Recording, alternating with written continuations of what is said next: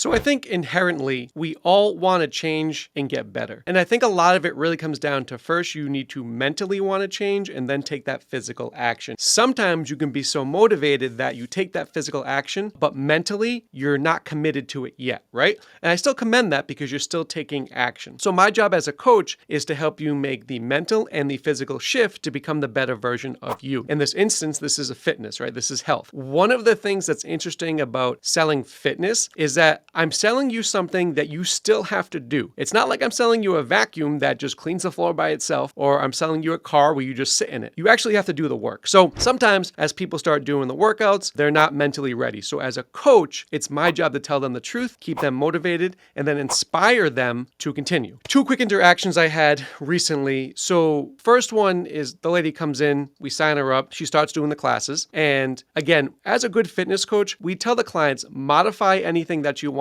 Go at your own pace, and then eventually you'll get a lot better. Now, in this instance, she was having trouble keeping up with the class. And again, we want her to just go at her own pace. But when that happens, you get down on yourself, right? You get, I wouldn't say depressed, but you definitely you're hard on yourself. You are disappointed is a much better word. You're disappointed in yourself. So you start to see the attendance go down. So we check in. And one of the things she said to my coach is, well, I want to get my cardio up before I do this. I want to restart the 6-week challenge later. And we know as a coach, like that's just an excuse. You're here because you need to get your cardio up. You're not going to do it on your own and then come back to a fitness class. This is why we're here, right? And a lot of times we have that voice in our heads that tells us we're not good enough, that we're not ready for this. And we're really trying to combat that because we know you're here because you want to get your cardio up. You don't do a fitness program, but like, hey, I want to get fit first and then do the fitness program. The purpose of the fitness program is to get fit with coaches. So that's one of the challenges that we run into. And the second, I was having a halfway meeting with a client.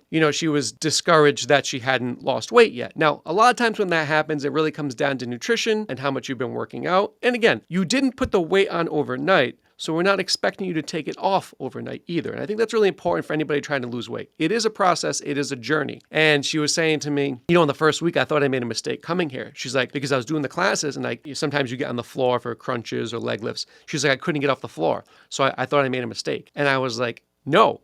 That's when you have to be like, I made the perfect decision because I can't get off the floor now. I'm here so I can get off the floor, right? And it's just that shift of perspective where, okay, I made a mistake, I can't do it, versus thinking, I made a great decision because I can't do this, so I need to get my body ready to do that. And anything in life can have that dichotomy of like, is this going to be a negative reaction to it or a positive reaction to it? And it all comes down to perspective. And again, that's why it's good to have a coach who's already been there so they can already tell you, hey, Susie, like this is what you should be thinking. This is why you should be thinking it. So as you go throughout your day, just remember everything is perspective.